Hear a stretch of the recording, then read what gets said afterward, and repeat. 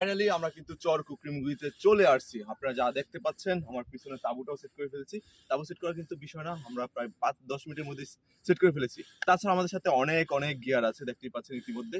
এত গিয়ার কেন? এত গিয়ারের মূল কারণ হচ্ছে এখন শীতকাল, শীতের সব সরঞ্জাম তো লাগবে। তার উপরে খাওয়া-দাওয়া থেকে শুরু করে অনেক কিছু আমাদের নিজেরাই করব।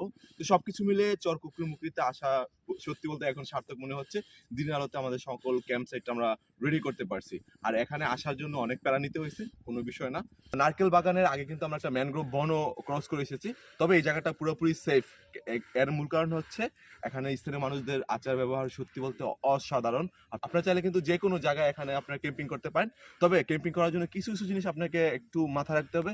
সেটা হচ্ছে আপনি যেই জায়গায় ক্যাম্পিং করবেন সেই জায়গাটা যেন একটু ভিজা না হয়। মানে সেই জায়গাটা যেন শুকনো হয়। দেন হচ্ছে উপরে কোনো কিছু থাকলে, গাছ থাকলে ভালো হয়। আশেপাশে যদি গাছ থাকে তাহলে আরো সেফ থাকে। কারণ যদি বাতাস বা অন্যান্য কোনো কিছু আসে সেক্ষেত্রে সেফ মনে হবে আরকি। তো যাই হোক